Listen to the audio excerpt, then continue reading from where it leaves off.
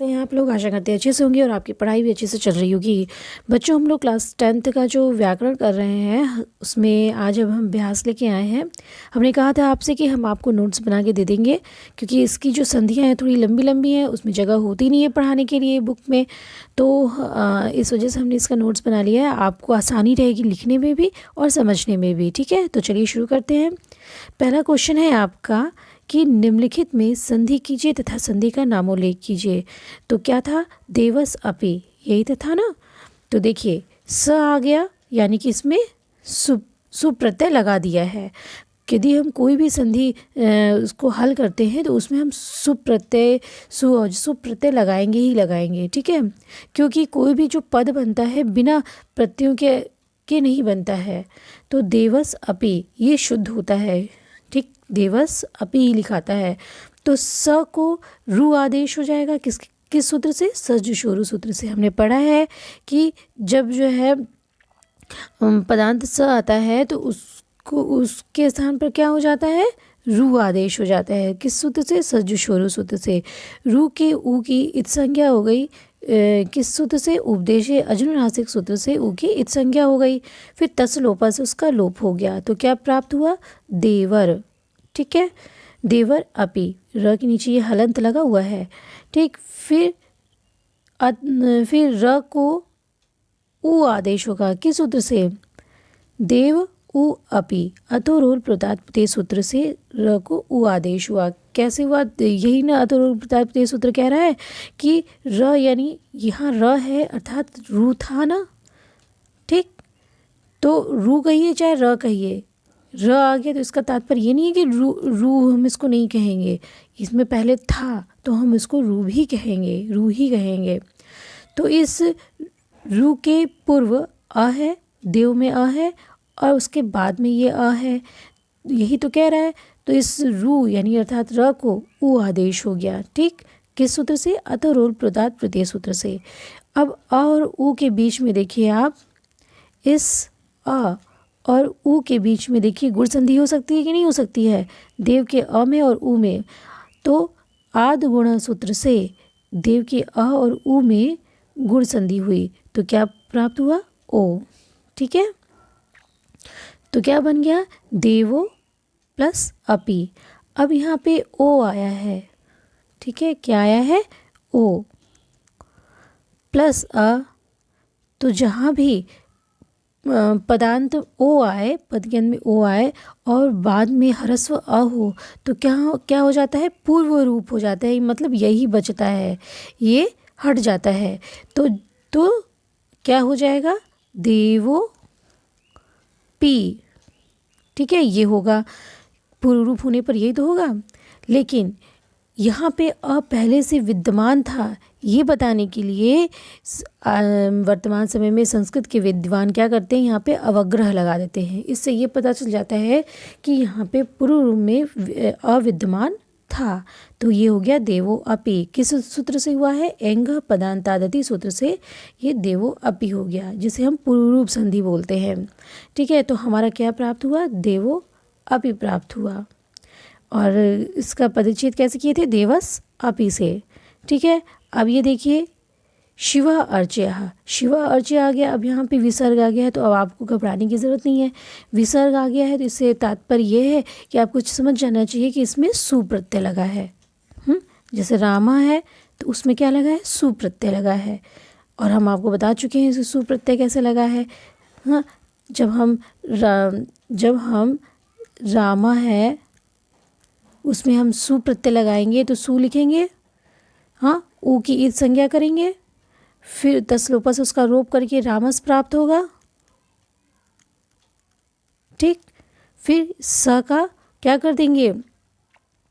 स का हम सजुषुरु सूत्र से रूप आदेश करेंगे, फिर उसकी भी उपदेश अजुनासिक से संज्ञा होगी, तस लोपा से उसका लोप होगा, फिर हमें रामर प्राप्त होगा। फिर खर वसानियों विसर्जनीय सूत्र से र का लोप हो गए, विसर्ग हो जाएगा। ठीक, तो प्राप्त हो जाएगा रामः। वही हुआ है यहाँ पर। उतना सारा न लगा करके हम सीधे क्या लगा दिए हैं? शिव कर दिए हैं। तो ये शिव भी गलत नहीं है, हैं। और जब हम इस सूत्र को, इस संधि को हल करेंगे, मतलब इस शिव अर्चय को जब हल करेंगे तो हम कैसे लिखेंगे, शिवस अर्चयः। ठीक, इसका तात्पर्य यह है कि इसमें सुप प्रत्यय लगा हुआ है। सजुषोरु सूत्र से अब शिवर कर दिए, सजुषोरु सूत्र से स के स्थान पर रू आदेश हुआ, रू का अर्थात र। अब हम शॉर्ट में लिख रहे हैं, रू नहीं लिख करके र लिख रहे हैं। ठीक, अब आप समझ जाएंगे। र शिवर प्लस अर्चयः। अब अतोरोल प्रत्यात प्रत्यय सूत्र से र को उ आदेश हुआ और उ के स्थान पर क्या हो गया, आद्गुण सूत्र से ओ हो गया। फिर क्या हुआ, एंग पदांतति सूत्र से क्या बन गया, शिवो अर्चयः। ठीक है, आगे देखिए, सस अपि सस जुषोरु सूत्र से स को रू आदेश अर्थात र। फिर अतुरुल प्रत्यात प्रत्यय सूत्र से र को उ आदेश, फिर स के अ और उ को आद्गुण सूत्र से सो हो गया, अ प्लस उ मिलके ओ हुआ सो। फिर एंग पदांतादति सूत्र से सो अपि बन गया। ठीक है, अच्छा अब नेक्स्ट देखिए,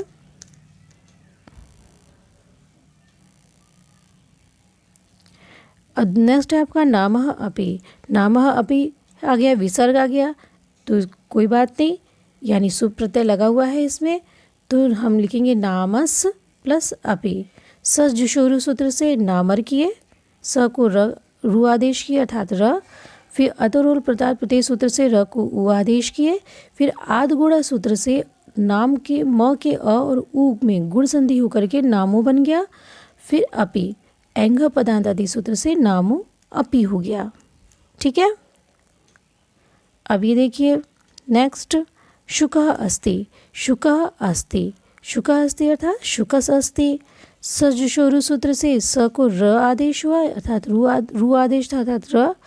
अतोरोल प्रत्यात प्रत्यय सूत्र से अब से रू को इस र को उ आदेश हुआ, तो अ और उ में गुण संधि होके आद गुण सूत्र से गुण संधि हुई, जिस हो बन गया शुको।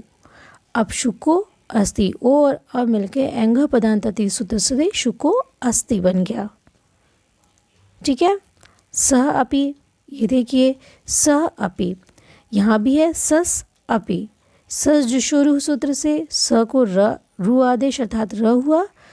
फिर अतुरोल प्रत्यात प्रत्यय सूत्र से रू को इस र को उ आदेश हुआ। ठीक, अब स के अ और उ मिलकर के ओ हो गया, किस सूत्र से, आद्गुण सूत्र से।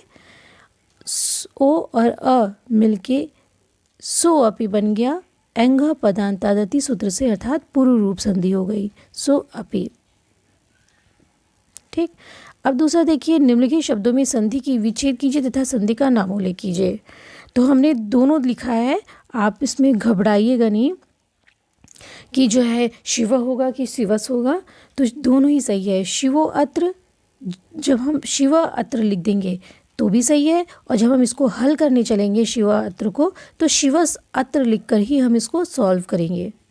ठीक है, तो शिवो अत्र का संधि विच्छेद क्या हुआ, शिवस अत्र, शिव अत्र। सो अहम सस अहम अर्थात स अहम। देवो अर्चय देवस अर्चय अर्थात देवः अर्चय। रामो अहम अर्थात रामस अहम अर्थात राम अहम। बालो अवदत बालस अवदत अर्थात बालः अवदत। नृपो अहम नृपस अहम नृपः अहम, दोनों ही सही है। बालको अयम बालकस अहम अर्थात बालक अहम। ठीक है, आप ये लिखते हैं तो ये भी सही है, ये लिखते हैं तो ये भी सही है। अब नेक्स्ट क्या है, अब आपके अतुरोल प्रत्यात प्रत्यय सूत्र की व्याख्या कीजिए, ये था ना। तो देखिए, अतुरोल प्रत्यात प्रत्यय सूत्र का सबसे पहले हम परिच्छेद किए, अतः रो अप्लुताद अप्लुते। ठीक, तो इसका परिच्छेद करना मतलब इसको अलग अलग करना। ठीक है, अब क्या है, इसकी अब व्याख्या कीजिए कि हरस्व अ के बाद रू आए तथा रू के बाद पुनः हरस्व अ आए, तो रू अर्थात र, रू के ऊ, रू जो है अर्थात कहिए या फिर र कहिए, हाँ, तो इस वजह से हमने इसको र को ब्रैकेट में लिख दिया है, ऊ में बदल जाता है। ठीक है, हर्ष आए तो रू ऊ में बदल जाता है।